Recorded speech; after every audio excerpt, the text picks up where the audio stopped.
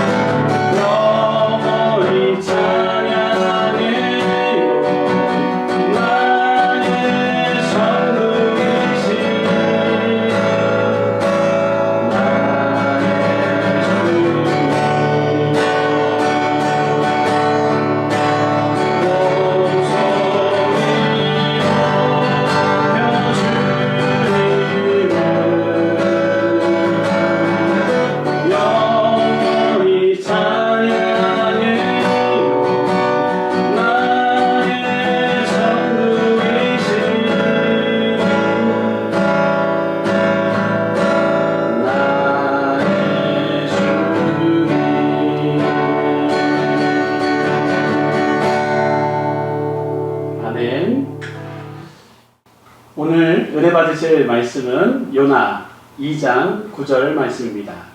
요나 2장 9절 말씀을 다 같이 봉독하시겠습니다. 나는 감사하는 목소리로 주께 감사를 드리며 나의 선을 주께 갚겠나이다. 아멘. 오늘 본문을 가지고 링컨의 감사 일생, 오늘 본문을 가지고 링컨의 감사 일생, 이와 같은 제목으로 함께 은혜를 나누고자 합니다. 요나는 2장에서 기가 막힐 물고기 스올의 뱃속에서 부르짖고 있다고 합니다. 그때 정신을 차리게 되었고 하나님의 음성을 듣게 되었습니다. 하나님께 기도하는 요나의 고백이 저와 여러분들의 고백이 되어야 합니다. 나는 감사하는 목소리로 주께 감사를 드리며 나의 서원을 주께 갚겠나이다. 이 서원이란 바로 강한 약속을 말합니다. 하나님 앞에서 바르게 살겠다는 바로 삶의 결단을 뜻합니다. 구약에 나오는 서원 중 가장 대표적인 것이 나시린의 서원입니다. 평생 머리에 삭도를 대지 않고 독주를 마시지 않으며 시체를 만지지 않겠다라는 바로 서약입니다. 한마디로 정리한다면 구별된 삶을 살겠다라는 바로 약속입니다. 하나님은 이것을 원하십니다. 구별된 삶을 살겠다고 우리는 주님과 약속해야 합니다. 아브라함 링컨의 구별된 삶은 바로 일생의 그 감사의 삶을 살겠다는 약속인 것입니다. 사랑하는 성도 여러분, 꼭 기억하십시오. 참된 감사는 환경에서 오는 것이 아닙니다. 하나님과의 관계성에서 옵니다. 환경은 변하는 것입니다. 그러므로 그것을 따라다니면 우리의 마음도 함께 흔들릴 수밖에 없습니다. 그러나 변치 않는 하나님께 초점을 맞추면 무슨 일을 당하든 감사의 폭을 넓혀갈 수 있습니다. 감사할 수 없는 상황에 감사할 수 있게 되는 것, 진정한 감사의 삶을 살게 되는 것입니다. 그 좋은 예가 이스라엘 백성의 광야 40년 생활입니다. 그들의 삶이 힘들었던 이유가 광야라는 척박한 환경 때문인 줄 알지만 사실은 그렇지 않습니다. 광야라고 하지만 만나와 메추라기가 있었습니다. 반석에서 터져 나오는 생수도 마셨고 구름기둥과 불기둥으로 덮고 안으시는 하나님의 보호와 인도하심이 있었다라는 것이죠.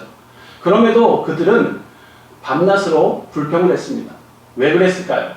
하나님은 바라보지 않고 오직 자신들의 욕구에만 초점을 맞췄기 때문입니다. 이런 자들에게 세상 그 어떤 것을 주어도 감사하지 않습니다. 자신들의 분미에 완벽하게 맞는 환경이 어디에 있겠습니까? 반면에 똑같은 광야에서 그것도 억울하게 유랑생활을 했던 다윗은 그 거친 유다 광야 한복판에서 뭐라고 고백했습니까? 시편 57편 9절에 이렇게 고백합니다. 주여 내가 만민 중에서 주께 감사하며 문 나라 중에서 주를 찬송하리이다 라고 고백합니다. 여러분들도 잘 알고 있는 내용일 것입니다. 사울 왕에게 쫓겨다니는 주제에 먹을 것이 없어 진설병까지 얻어먹는 주제에 어둡고 칙칙한 아둘람 굴 속에서 숨어 사는 형편에 무슨 감사할 것이 있다고 이런 고백을 하고 있는 것입니까? 바로 하나님 때문이었습니다. 다윗은 어떤 상황에도 하나님의 사랑을 믿었고 그분의 임재를 확신했습니다. 아니 하나님 한 분이면 더 바랄 것이 없다는 숭고한 가치선언이 그의 가슴을 붙들었기 때문입니다. 우리도 이러한 자세가 필요합니다. 하나님이 어떠한 분인지를 알고 그분께 모든 초점을 맞출 때 주어진 환경에서 상관없이 감사의 제사를, 감사의 언어를 사용하게 되는 것입니다. 오늘 본문에 미국의 16대 대통령 아브라함 링컨은 어떠한 일을 했습니까? 노예 해방과 또한 민주주의를 이끌어갔던, 또한 미국 사람들에게 순위를 따진다면 1위를 하셨던 아주 멋진 분입니다. 오늘 나오는 그 아브라함 링컨은 그 어려움이 상당히 많았습니다. 그 가난한 과정에서 태어난 그는 어린 시절부터 쉬지 않고 일을 해야 했고 뱃사공 또 상인, 품팔이, 군인, 우체국 직원, 측량사, 변호사 등 안 해본 일이 없었던 자였습니다. 그가 평생에 학교에 다닌 기간은 1년이 채 되지 않았습니다. 변호사가 된 것도 독학을 통해서였습니다. 정계에 진출해서도 수없이 낙선하는 아픔을 겪었습니다. 그럼에도 그러한 가정에 있음에도 불구하고 그 가정 때마다 두 손을 모았던 아브라함 링컨은 어떠한 고백을 늘 했냐면 이렇게 고백했습니다. 언제나 감사하고 배우려는 마음을 가진 사람이라고 늘 고백했다라는 거예요. 우리 한번 다 같이 한번 고백해 볼까요? 언제나 감사하고 배우려는 마음을 가진 사람이 되겠습니다. 이러한 고백이 아브라함 링컨에게만 있었던 것이 아닙니다. 바로 저와 여러분들에게도 이러한 고백을 드려야 될 줄 믿습니다. 그는 어머니가 가르쳐준 대로 날마다 성경을 묵상하고 기도했으며 거기에서 그가 감사 생활을 할 수 있는 힘이 나았다고 합니다. 오늘 이 밤 우리의 고백도 아브라함 링컨 대통령의 그 고백과 같이 언제나 감사하고 배우려는 마음을 가진 사람입니다 라고 다짐하는 고백이 있으시기를 주님의 이름으로 축원합니다. 아멘.